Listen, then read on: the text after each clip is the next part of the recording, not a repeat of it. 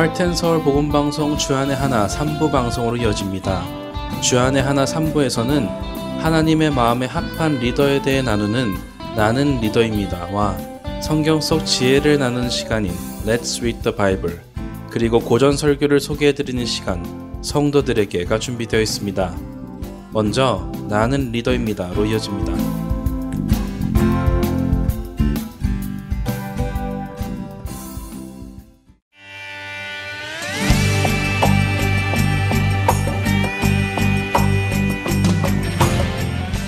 시청자 여러분 안녕하세요. 나는 리더입니다. 진행의 민경은입니다. 사울과 비교했을 때 다윗은 하나님을 마음의 중심에 모시고 하나님을 사랑하여 하나님의 백성을 잘 섬긴 왕이었습니다. 그러나 다윗 역시 죄인의 속성을 가진 인간이었습니다. 간음을 하고 악하게 계략을 짜서 우리아를 죽이고, 그런 그의 행동이 하나님의 말씀을 업신여긴 것이라고까지 책망을 받았지요. 하지만 그럼에도 불구하고 그는 지금까지도 하나님의 마음에 합한 사람이라고 불리우고 있습니다. 하나님도 간음과 살인의 죄를 지은 다윗을 버리지 않으시고 끝까지 사랑해 주셨지요. 어떻게 그는 여전히 하나님의 마음에 합한 사람이라고 불리울 수 있을까요? 그것은 자신의 죄를 지적받았을 때 나타난 그의 반응 때문이었습니다. 우리말 고사성어에는 적반하장이라는 말이 있습니다. 잘못한 사람이 오히려 목소리를 더 크게 내며 잘못이 없는 사람한테 화를 내는 경우를 뜻하지요. 잠언에도 비슷한 표현이 있는데요. 거만한 자를 징계하는 자는 도리어 능욕을 받고 악인을 책망하는 자는 도리어 흠이 잡히느니라. 거만한 자를 책망하지 말라. 그가 너를 미워할까 두려우니라. 지혜 있는 자를 책망하라. 그가 너를 사랑하리라. 잠언 9장 7절부터 8절의 말씀입니다. 여러분은 누군가로부터 충고를 듣거나 그런 행동과 그런 언행은 올바르지 않은 것 같습니다 라는 지적을 받았을 때 기분이 어떠신가요? 순간 화가 나면서 당신이나 잘하세요. 아니면 내가 얼마나 크게 잘못했다고 그러는 거야? 하면서 오히려 목소리가 커지는 경우 없으신가요? 아니면 내가 그렇게밖에 할 수 없는 변명이나 핑계를 대면서 괜히 민망하니까 화를 내며 언성을 높여본 적 있으신가요? 특히 나보다 어린 사람이 나에게 무언가 충고를 건넸을 때 네가 어디 감히 나에게 라는 생각이 들 때도 있지요. 겉으로는 점잖게 그래 알겠다, 조언 고맙다 라고 할 수는 있지만 속으로는 저 건방진 녀석이라고 상대방을 깎아내리고 싶어하는 마음, 이런 마음을 잠언에서는 거만한 자의 마음이라고 하시며, 이런 거만한 자를 책망하면 오히려 자신이 해를 받는다라고 말씀하십니다. 그런데 반대로 지혜 있는 자는 책망하라고 하시지요. 지혜 있는 자는 책망을 받고 자신의 행동을 뉘우치고 돌이키는 사람입니다. 자신이 올바르지 않은 길에서 올바른 길로 돌아설 수 있도록 자신을 책망해준 사람을 고마워하는 사람입니다. 다윗이 바로 이런 지혜로운 사람이었습니다. 그는 비록 간음도 하고 악하게 계략을 짜서 사람도 죽이고 하나님의 말씀도 업신여겼지만 그는 자신이 미처 깨닫지 못하는 죄에 빠져 있을 때에 그를 책망하는 나단 선지자의 말과 하나님의 말씀을 듣고 거만한 자처럼 행동하지 않았습니다. 선지자 주제에 왕인 나에게 감히 그런 말을 전하느냐 하면서 화를 내지 않았지요. 다윗의 반응은 어땠나요? 사무엘하 12장 13절에 다윗이 나단에게 이르되 내가 여호와께 죄를 범하였노라 하매 라며 진심으로 말합니다. 그리고 자신의 죄를 뉘우치며 회개하며 시편 51편을 고백하게 되지요. 하나님이여, 주의 인자를 따라 내게 은혜를 베푸시며 주의 많은 긍휼을 따라 내 죄악을 지워주소서. 나의 죄악을 말갛게 씻으시며 나의 죄를 깨끗이 제하소서. 물은 나는 내 죄과를 아오니 내 죄가 항상 내 앞에 있나이다. 내가 주께만 범죄하여 주의 목전에 악을 행하였사오니 주께서 말씀하실 때에 의로우시다 하고 주께서 심판하실 때에 순전하시다 하리이다. 시편 51편 1절부터 4절의 말씀입니다. 다윗은 진심으로 하나님 앞에서 회개하고 있었습니다. 특히 다윗은 그저 덮어놓고 잘못했습니다 라고 하는 것이 아니라 자신이 정말 어떤 죄를 지었는지 진심으로 통회하고 있었지요. 다윗의 회개의 고백을 살펴보면 죄악, 죄, 범죄 등 죄를 가리키는 말을 반복하며 자신의 잘못을 인정합니다. 그가 사용한 죄에 관한 단어들을 원어로 보면 각각 다른 죄를 뜻하는 단어임을 알 수 있는데요. 먼저 1절에 내 죄악을 지워주소서라는 구절에서 죄악은 페샤라는 단어로 도덕적 또는 종교적으로 반역하는 죄를 의미합니다. 다시 말해 하나님을 대적하는 죄를 의미하지요. 2절에 나온 나의 죄악을 이라는 말에서 죄악은 아본이라는 단어로 비틀다라는 의미를 가진 단어입니다.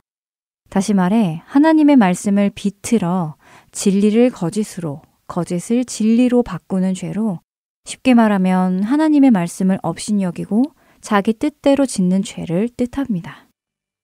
4절에 나타난 주께만 범죄하여에서 범죄는 하타라는 단어로 빗나가다, 상실하다, 타락시키다 라는 의미로 하나님의 말씀의 기준에 들지 못한 것을 의미합니다. 그래서 다윗이 고백하는 죄를 정리해보면 자신이 하나님의 말씀을 존중하지 않고 자신이 원하는 대로 행했고 하나님께서 하지 말라고 하신 그 말씀을 대적했으며 결국 그렇게 행함으로 하나님의 기준에 미달된 사람이라는 것을 고백하는 것이요.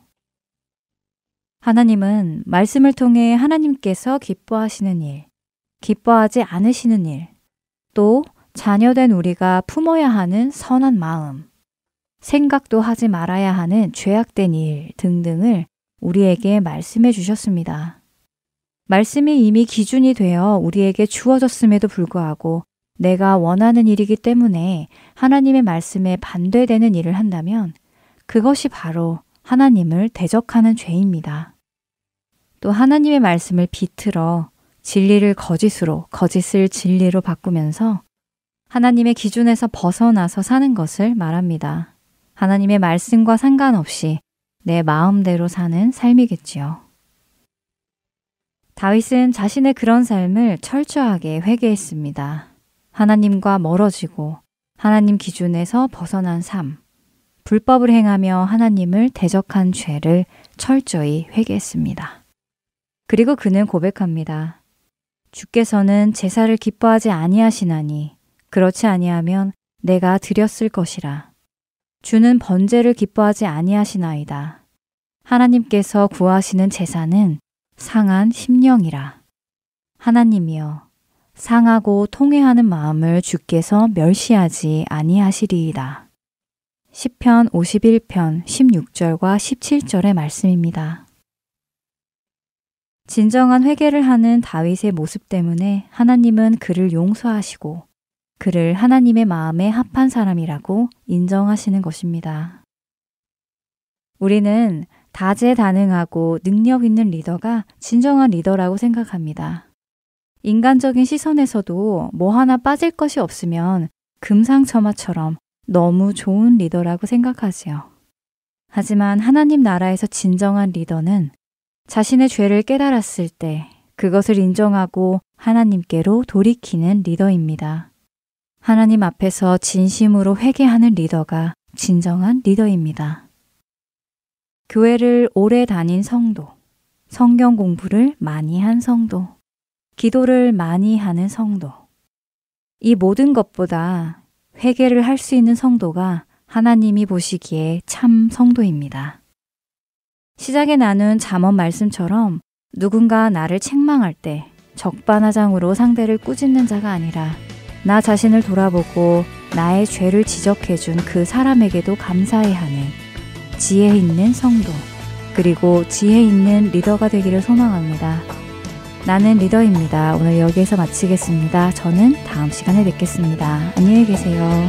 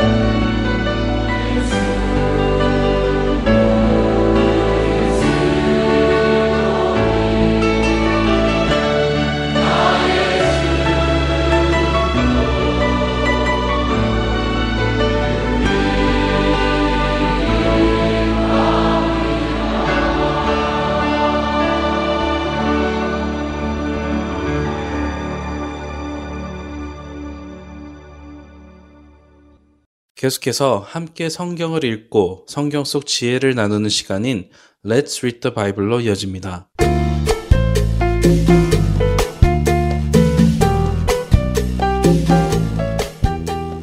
애청자 여러분 안녕하세요. Let's Read the Bible 진행의 백성희입니다. Let's Read the Bible.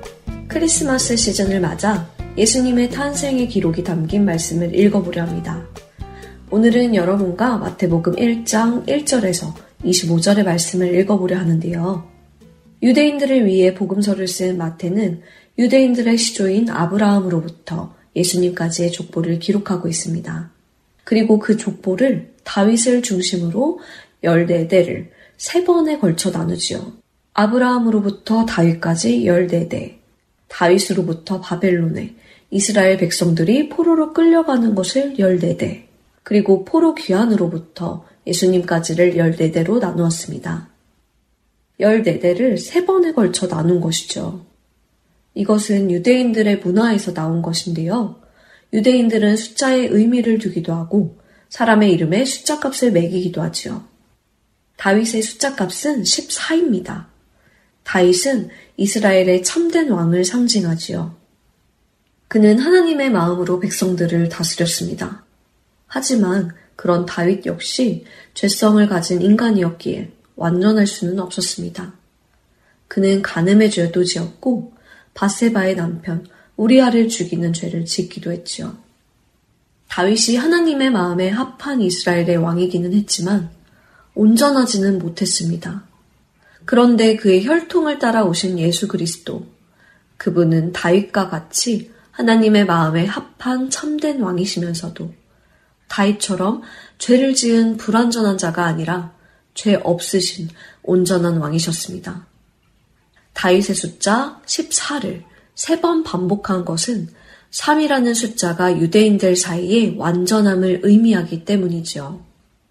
천사들이 하나님의 거룩하심을 노래할 때 거룩하다, 거룩하다, 거룩하다 라며 3번을 반복하여 하나님의 거룩하심이 완전함을 나타내는 것처럼 다윗의 숫자 14를 3번 반복함으로 예수 그리스도가 완전한 왕이심을 나타내는 것입니다.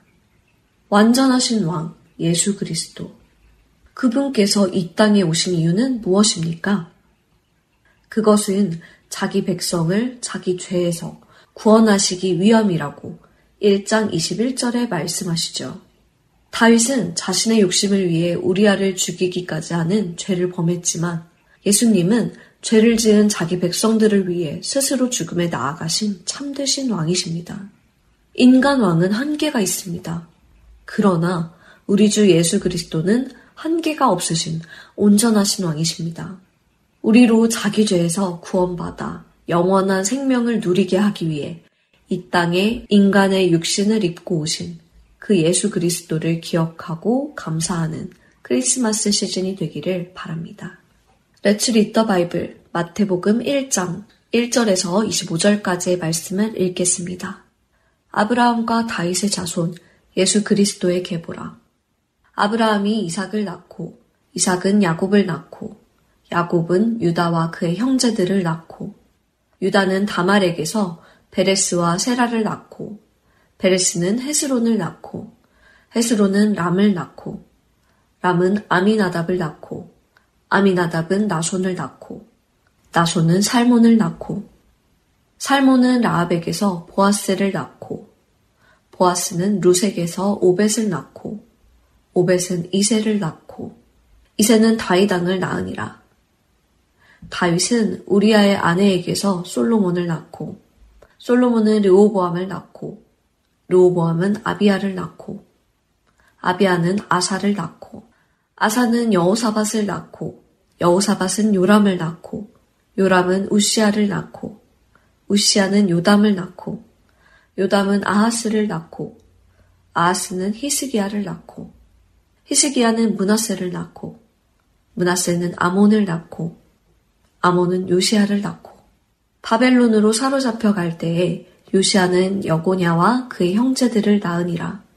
바벨론으로 사로잡혀 간 후에 여고냐는 스알디엘을 낳고 스알디엘은 수룹바벨을 낳고 수룹바벨은 아비웃을 낳고 아비웃은 엘리야김을 낳고 엘리야김은 아소르를 낳고 아소르는 사독을 낳고 사독은 아킴을 낳고 아킴은 엘리웃을 낳고 엘리웃은 엘르아살을 낳고 엘르아살은 mat단을 낳고 mat단은 야곱을 낳고 야곱은 마리아의 남편 요셉을 낳았으니 마리아에게서 그리스도라 칭하는 예수가 나시니라. 그런즉 모든 대수가 아브라함부터 다윗까지 14대요. 다윗부터 바벨론으로 사로잡혀 갈 때까지 14대요. 바벨론으로 사로잡혀 간 후부터 그리스도까지 14대더라. 예수 그리스도의 나심은 이러하니라. 그의 어머니 마리아가 요셉과 약혼하고 동거하기 전에 성령으로 잉태된 것이 나타났더니 그의 남편 요셉은 의로운 사람이라. 그를 드러내지 아니하고 가만히 끊고자 하여 이 일을 생각할 때에 주의 사자가 현몽하여 이르되 다윗의 자손 요셉아 내 아내 마리아 데려오기를 무서워하지 말라. 그에게 잉태된 자는 성령으로 된 것이라. 아들을 낳으리니 이름을 예수라 하라. 이는 그가 자기 백성을 그들의 죄에서 구원할 자이심이라 하니라. 이 모든 일이 된 것은 주께서 선지자로 하신 말씀을 이루려 하심이니 이르시되 보라 처녀가 잉태하여 아들을 낳을 것이요 그의 이름은 임마누엘이라 하리라 하셨으니 이를 번역한즉 하나님이 우리와 함께 계시다 함이라. 요셉이 잠에서 깨어 일어나 주의 사자의 분부대로 행하여 그의 아내를 데려왔으나 아들을 낳기까지 동침하지 아니하더니 낳음에 이름을 예수라 하니라. Let's read the Bible. 오늘은 마태복음 1장 1절에서 25절까지의 말씀을 읽었습니다.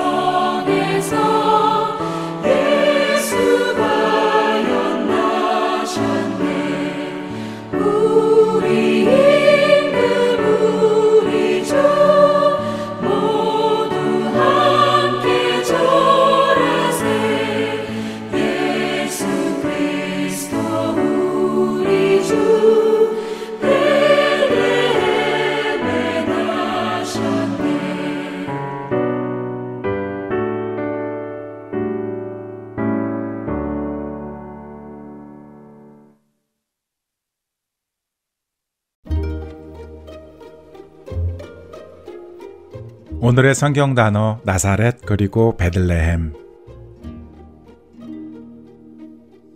유대인들이 예수님을 메시아라고 인정하지 않는 이유 중에 하나는 예수님의 출생지역 때문입니다. 구약 미가서에서 메시아는 베들레헴에서 태어난다고 예언되어 있지요. 하지만 예수님 당시 사람들은 예수님을 갈릴리 나사렛 출신으로 알고 있었습니다. 요한복음 1장 46절에서 빌립이 나다나엘에게 선지서에 기록된 그분을 만났다라고 했을 때 나다나엘은 나사렛에서 무슨 선한 것이 날 수 있느냐 하면서 부인했지요.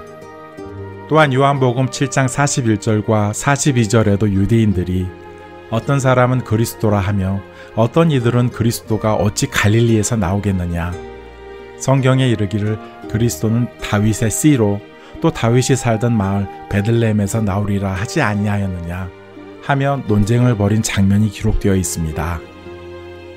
이처럼 유대인들은 예수님이 베들레헴 출신이 아니기에 메시아가 아니라고 주장했습니다.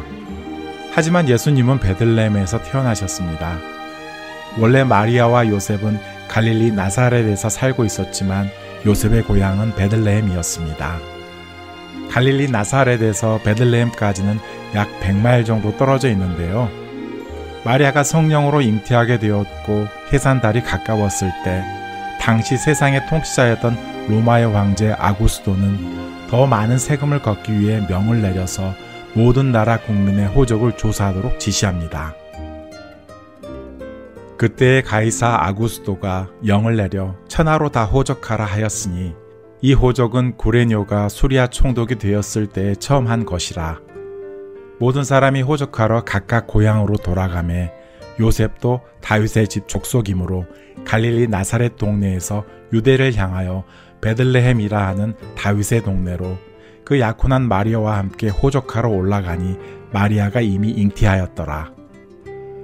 거기 있을 그때에 해산할 날이 차서 첫 아들을 낳아 강보로 싸서 구유에 누웠으니 이는 여관에 있을 곳이 없음이러라. 누가복음 2장 1절에서 7절 말씀입니다. 정리를 해보면 예수님은 요셉과 마리아가 호적을 등록하기 위해 베들레헴을 방문했을 때 탄생하셨고 탄생 이후에 다시 부모님이 사시던 갈릴리 나사렛에 오셔서 자라나신 것이지요. 그래서 예수님을 나사렛 출신으로 사람들은 불렀지만 그분이 탄생하신 곳은 성경의 예언 그대로 베들레헴인 것입니다. 그리고 베들레헴의 뜻은 떡집이라는 뜻으로 예수님은 바로 생명의 떡이시며 생명의 떡이신 예수님께서 떡의 집인 베들레헴에서 태어나신 것입니다. 우리에게 그 살을 떼어 생명을 주시기 위해 오신 생명의 떡 예수님. 그분의 오심을 다시 한번 깊이 묵상해 보게 되는 한 주간이 되시기를 소망하며 오늘의 성경 단어 여기에서 마치겠습니다. 안녕히 계세요.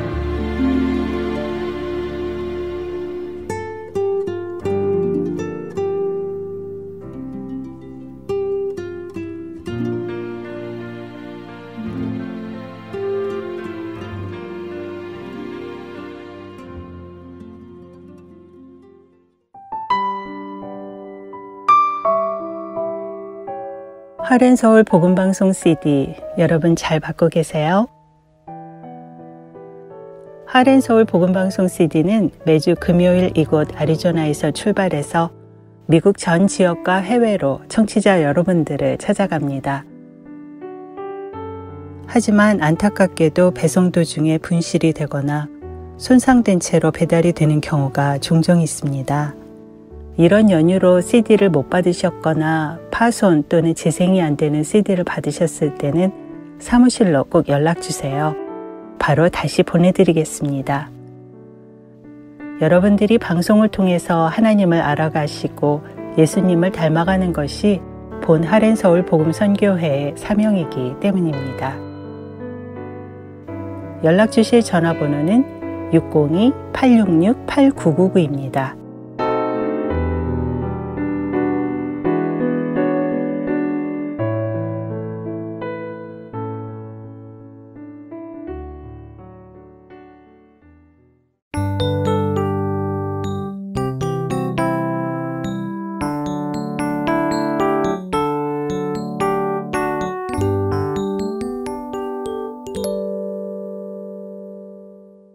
옛 고전 설교를 나누는 시간인 성도들에게 보내드립니다.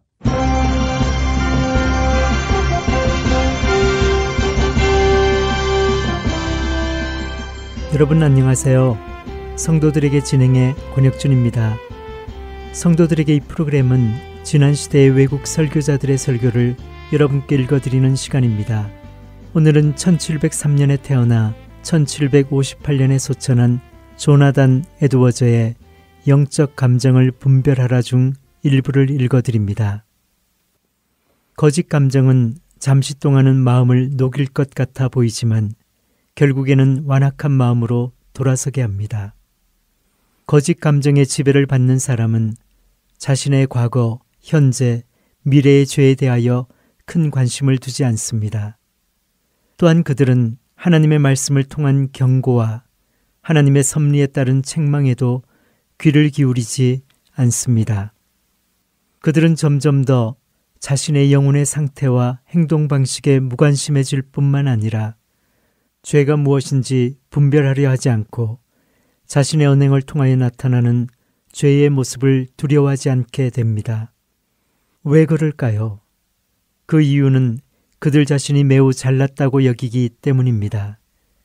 그들은 자신들이 믿음에 의한 감동과 경험을 체험했으므로 안전하다고 생각합니다. 그들이 죄에 대한 자각과 지옥에 대한 두려움으로 떨었을 때는 어쩌면 그들이 이행해야 할 종교적, 도덕적 의무에 대하여 매우 진지했을 것입니다. 그러나 지금은 더 이상 지옥의 위험에 직면하지 않아도 된다고 생각하기 때문에 그들은 자기를 부인하던 삶을 버리고 각종 정욕과 욕망의 구렁텅이로 자신들을 몰아넣습니다. 그런 사람들은 예수 그리스도를 죄로부터 구원하시는 구원자로 받아들이지 않습니다. 다만 그들은 예수 그리스도를 자기 죄의 구세주로 신뢰할 뿐입니다. 즉 그들은 예수님을 자신들의 죄 때문에 분노하실 하나님으로부터 자신들을 지키는 자로만 생각합니다. 유다서는 1장 4절에 이런 사람들을 이렇게 언급했습니다. 이는 가만히 들어온 사람 몇이 있음이라. 그들은 옛적부터 이 판결을 받기로 미리 기록된 자니 경건하지 아니하여 우리 하나님의 은혜를 도리어 방탕한 것으로 바꾸고 홀로 하나이신 주제 곧 우리 주 예수 그리스도를 부인하는 자니라. 하나님께서는 이러한 잘못된 생각에 대하여 가령 내가 의인에게 말하기를 너는 살리라 하였다 하자. 그가 그 공의를 스스로 믿고 죄악을 행하면 그 모든 의로운 행위가 하나도 기억되지 아니하리니 그가 그 지은 죄악으로 말미암아 곧 그 안에서 죽으리라 라고 에스겔 33장 13절에 엄중히 경고하셨습니다. 그러나 진정한 영적 감정은 이와 반대되는 결과를 가져옵니다. 진정한 영적 감정은 돌과 같은 마음을 부드럽게 변화시킵니다. 예수님도 진정한 그리스도인은 마치 어린아이와 같다고 말씀하시면서 부드러움에 대하여 언급하셨습니다. 어린아이의 살결이 아주 부드러운 것처럼 영적으로 갓 태어난 사람의 마음도 아주 부드럽습니다. 어린아이는 살결뿐만 아니라 마음씨 또한 부드럽습니다. 또한 어린아이는 무서워 보이는 것에 쉽게 겁을 먹습니다. 마찬가지로 그리스도인도 도덕적 죄가 나타날 때 이를 경계하게 됩니다. 어린아이는 자신을 위협하는 것에 부딪혔을 때 자신의 힘에 의존하는 것이 아니라 얼른 부모 품으로 뛰어갑니다. 이와 마찬가지로 영적 전투에 있어서 그리스도인이 의지하는 것은 자만심이 아니라 바로 그리스도에게 뛰어가는 것입니다. 뿐만 아니라 어린아이는 혼자 있거나 집에서 멀리 떨어져 있을 때 위험을 느끼고 두려워합니다. 그리스도인도 이와 같이 하나님으로부터 떨어져 혼자 남는 것을 두려워합니다. 그는 자신이 직면하는 영적 위험에 대하여 경계하게 되고 또한 자신의 영혼의 상태를 걱정합니다. 또한 어린아이가 자기보다 나이 많은 아이들이 화를 내거나 분노할 때 쉽게 겁을 먹는 것과 같이 그리스도인도 하나님께 대항하는 것을 두려워하고 또한 하나님의 분노를 무서워합니다. 이 모든 경우에 있어서 그리스도인은 어린아이와 너무도 흡사합니다. 영적인 면에 있어서 가장 위대하고 용감한 하나님의 백성은 가장 작고 가장 부드러운 어린아이와 같은 사람입니다. 이 세상을 살아가는 그리스도인으로서 나타내야 하는 덕행의 조화와 균형은 부족한 가르침이나 잘못된 판단, 타고난 기질 또는 그 외 다른 많은 이유들로 종종 불완전합니다. 그러나 그렇다 하더라도 진정한 그리스도인은 위선적인 믿음의 표지가 되는 믿음의 균형을 잃은 모습은 결코 보이지 말아야 합니다. 보다 구체적인 예를 들어보겠습니다. 진정한 믿음에서 비롯되는 기쁨과 위로는 죄에 대한 진정한 슬픔과 애통과 함께 나타납니다. 진정으로 그리스도인이 되었다는 표징 가운데 하나가 죄에 대해 끊임없이 애통해하는 것입니다. 우리가 예수 그리스도 안에서 새로운 피조물이 되기 전에는 결코 진정한 애통을 느낄 수 없습니다. 진정한 믿음 안에서는 구원의 기쁨과 죄에 대한 애통이 함께 나타납니다. 반면에 많은 위선자들은 죄에 대한 진정한 떨림 없이 기뻐하기만 합니다. 위선자들은 일관성 없이 언제나 상대와 상황에 따라 행동합니다. 예를 들어 이런 위선자들이 표현하는 사랑에 대하여 한번 생각해 보지요. 그들은 하나님과 예수님을 굉장히 사랑하는 듯이 행동하나 동료들과 다투기를 잘하고 시기하며 보복하고 비방하는 태도를 취합니다. 성경은 이런 사람에 대하여 요한일서 4장 20절에서 21절에 이렇게 증거하고 있습니다. 누구든지 하나님을 사랑하노라 하고 그 형제를 미워하면 이는 거짓말하는 자니 보는 바 그 형제를 사랑치 아니하는 자는 보지 못하는 바 하나님을 사랑할 수 없느니라.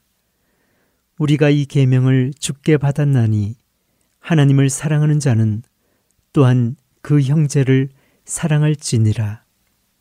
어떤 사람들은 자신들의 의견에 동의하고 자신들을 지지하고 존경하는 사람들에게는 사랑을 보이지만 자신들의 의견에 반대하거나 자신들을 싫어하는 사람은 전혀 사랑하지 않습니다. 또는 다른 사람들에게는 매우 온화하고 친절하고 동료들을 잘 돌보지만 하나님에 대한 사랑이 전혀 없는 사람들도 있습니다. 그러나 기독교의 사랑은 반드시 보편적입니다. 예수님은 마태복음 5장 45절에서 46절에 다음과 같이 증거하셨습니다. 이같이 한즉 하늘에 계신 너희 아버지의 아들이 되리니 이는 하나님이 그 해를 악인과 선인에게 비추시며 비를 의로운 자와 불의한 자에게 내려주심이라. 너희가 너희를 사랑하는 자를 사랑하면 무슨 상이 있으리요? 세리도 이같이 아니하느냐? 어떤 사람들은 다른 사람들의 육신의 필요를 위한 사랑은 베풀지만 영적 필요를 위한 사랑은 베풀지 않습니다. 반대로 어떤 사람들은 다른 사람의 영혼은 매우 사랑하는 채 하면서 그들의 육신의 필요는 외면합니다. 이런 경우는 영혼을 위한 동정심과 고뇌를 보이는 데에는 거의 돈이 들지 않지만 육신의 필요에 은혜를 베푸는 일에는 돈이 들어가기 때문입니다. 진정한 그리스도인의 사랑은 우리 이웃의 영적인 필요와 육신의 필요에 함께 나타나야 합니다. 지금까지 내가 말하고자 하는 것은 균형 잡히지 않았거나 조화가 없는 믿음은 거짓 믿음이라는 것입니다. 우리는 다른 많은 면에서도 균형 잡히지 않은 믿음의 모습을 볼 수 있습니다. 예를 들면 어떤 사람들은 다른 사람들이 짓는 죄는 왈가왈부하면서도 자신이 짓는 죄는 별로 대수롭지 않게 생각합니다. 진정한 그리스도인이라면 다른 사람들의 죄보다는 자신의 죄에 더 큰 관심을 가집니다. 그는 다른 사람들의 죄에 실망은 하지만 항상 자신의 죄를 면밀히 관찰하고 이를 비판하는데 주저하지 않습니다. 또한 영적 지도력에 대해서는 굉장한 열정을 보이나 기도에는 별 반응을 보이지 않는 사람도 있습니다. 어떤 사람들은 동료 그리스도인들과 함께 있을 때는 뜨거운 믿음을 가진 것처럼 보이지만 혼자 있을 때는 차가운 사람이 됩니다. 이런 모습들이 거짓 믿음입니다. 하나님을 사랑하면 할수록 더 하나님을 사랑하고 싶어지고 하나님을 사랑하지 못하는 것에 대하여 더 불안해질 것입니다. 죄를 멀리할수록 죄로부터 떨어지기를 더욱 갈망하게 되고 또한 아직도 죄짓기를 좋아하는 자신에 대하여 더욱 슬퍼할 것입니다. 그리스도인이 이 세상에서 소유할 수 없는 최고의 것도 미래의 영광에 비하면 맛보기에 불과하며 이 세상에서 가장 뛰어난 믿음을 가진 사람이라도 그가 들어갈 천국에서는 단지 어린아이에 불과할 뿐입니다. 따라서 그리스도인들이 이 세상에서 도달할 수 있는 거룩의 최고점도 그들이 끊임없이 갈망하는 거룩의 추구를 억제할 수 없습니다.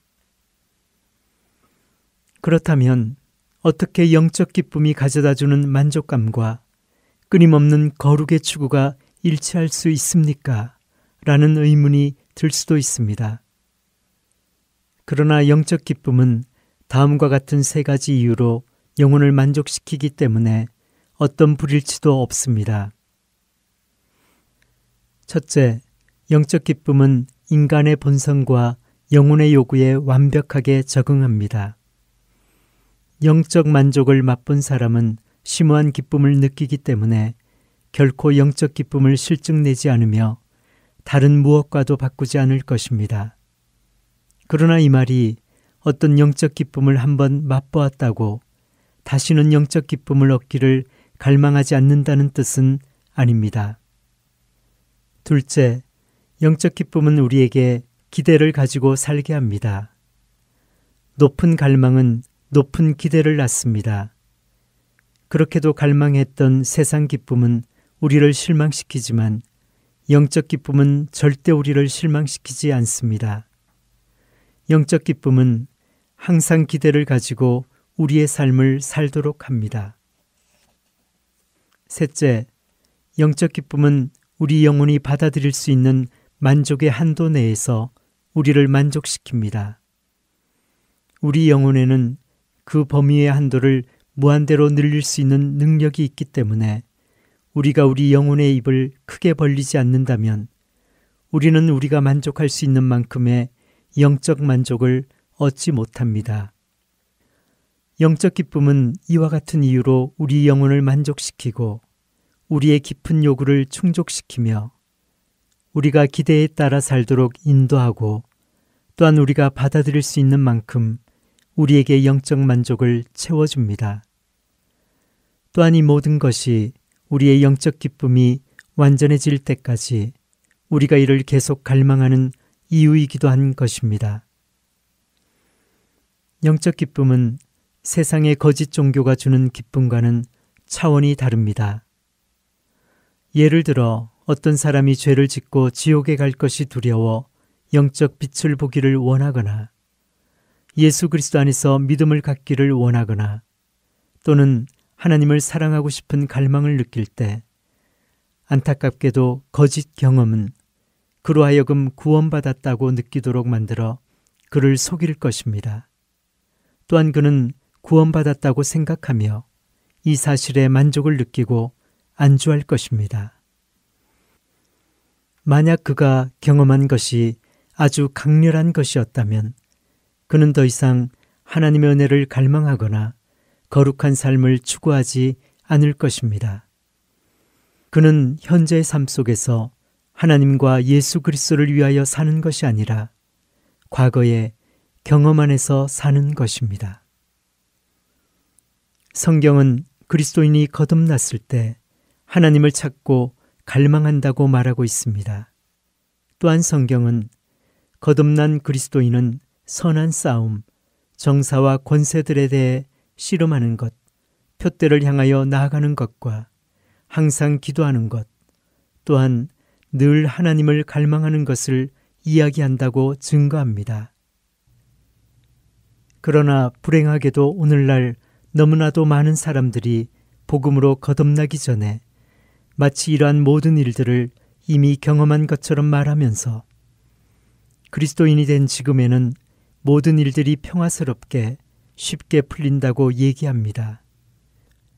그러나 이는 분명히 비성경적인 것으로 잘못된 일입니다.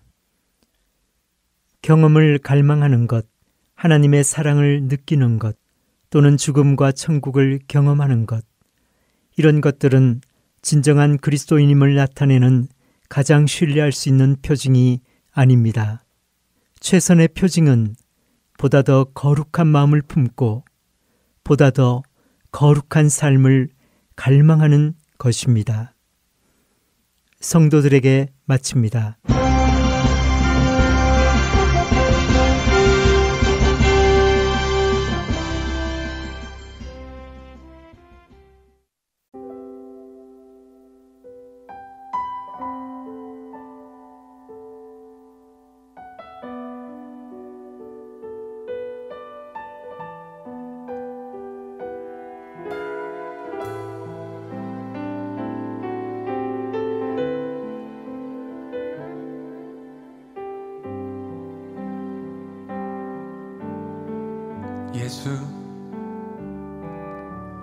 예수 우리 왕이여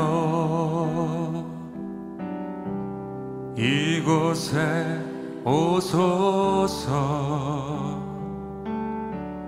보좌로 주여 임하사 찬양을 받아 주소서 주님을 찬양하오니 주님을 경배하오니 왕이신 예수여 오셔서 좌정하사 다스리소서. 우리 한 번 더 예수 우리 왕이여 예수 우리 왕이여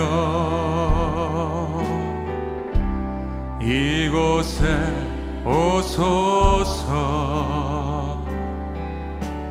보좌로 주여 임하사 찬양을 받아 주소서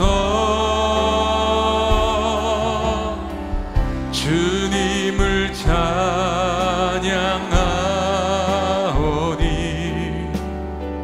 주님을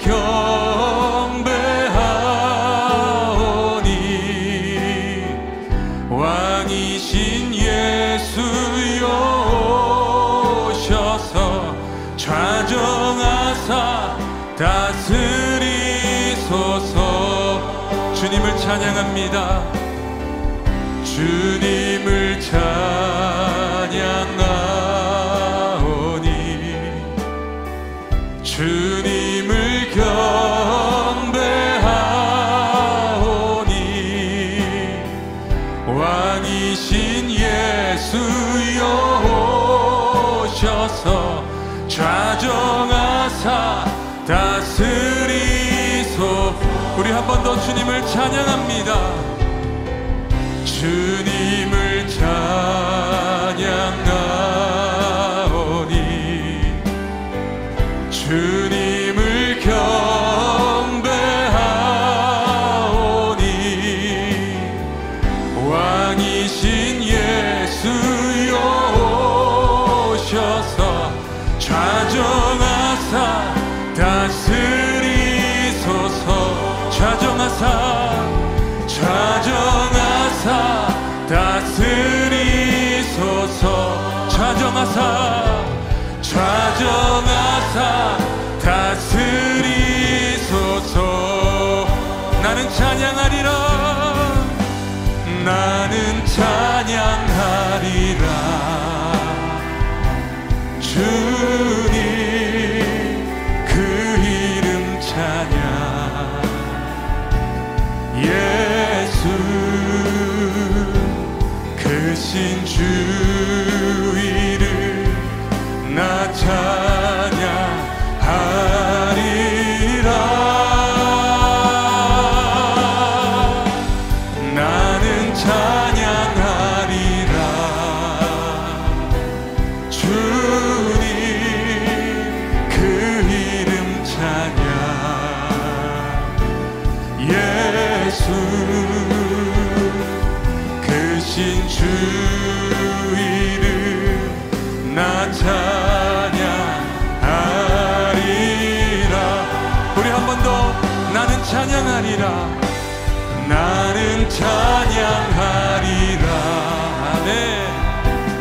주님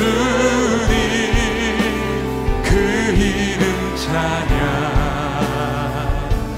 예수 크신 주 이름 나 찬양하리라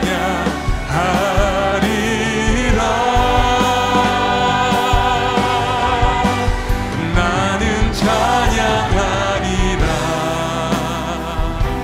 주님 그 이름 찬양 예수 크신 주 이름 나 찬양하리 우리 목소리 높여서 나는 영광 돌리리 나는 영광 돌리리 주께 영광의 이름 예수 크신 주 이름 나 찬양하리라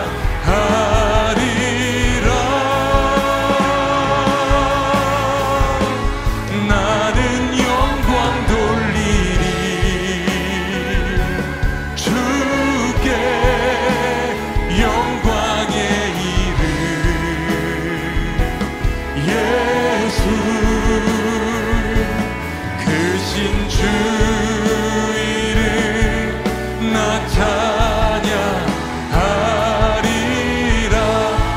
크신 주 이름 나 찬양하리라 크신 주 이름 나 찬양하리라 크신 주 이름 나 찬양하리라 크신 주 이름 나 찬양하리라 우리 주님께 영광의 박수 올려드립니다. 할렐루야. 지금 이 시간은 할트앤서울 복음선교회를 위해 기도하는 시간입니다. 연주곡이 흐르는 동안 다음 기도 제목으로 기도해 주시기를 부탁드립니다. 오늘은 할트앤서울 복음선교회에 주어진 사명을 위해 함께 기도하기를 원합니다. 30여 년 전 하나님의 말씀을 사모하여 시작한 작은 성경 공부팀이 하나님의 말씀을 전하는 사역의 통로가 되게 하시고 지금까지 복음을 전하는 선교의 일을 감당하게 해주신 하나님의 일하심에 놀라움을 금치 못하며 그 은혜에 깊은 감사와 찬송을 올려드립니다. 오늘도 그 초심을 붙들고 함께 사역하고 있는 모든 목사님들과 간사님들, 그리고 함께 동역하시는 전국 각지의 봉사자님들이 하나님께서 복음 선교에 처음 주신 그 말씀, 신명기 6장 5절 말씀인 너는 마음을 다하고 뜻을 다하고 힘을 다하여 내 하나님 여호와를 사랑하라는 말씀을 마음 깊이 붙들고 각자의 자리에서 하나님의 말씀을 전하는 사명자로 살아낼 수 있기를 함께 기도하기 원합니다.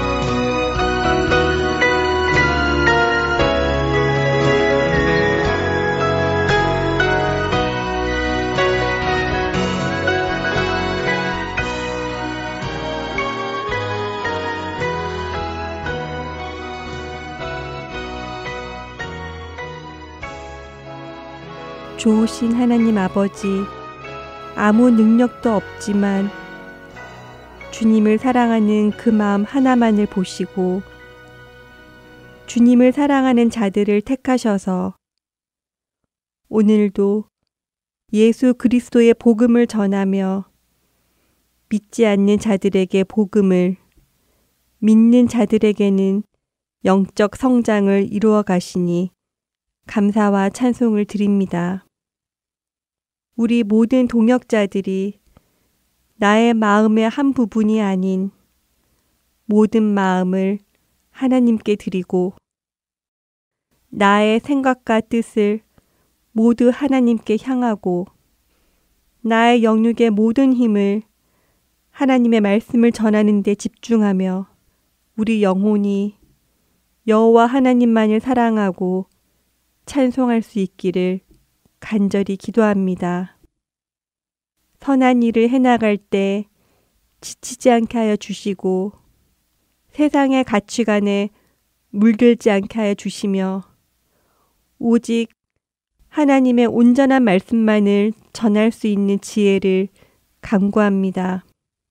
주여, 저희의 연약함을 불쌍히 여겨 주시어 이 땅에서 주님만 붙들고 승리할 수 있는 사명자로 살아갈 수 있기를 간절히 기도드리며 처음 그 사랑을 변치 않고 지켜나가게 하여 주시고 하나님께서 기뻐하시는 선교회로 지속되게 하여 주옵소서.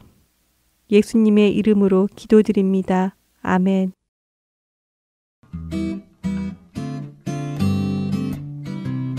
지금까지 주안의 하나 3부 함께 해주셔서 감사드립니다. 계속해서 주안의 하나 4부로 이어집니다. 감사합니다.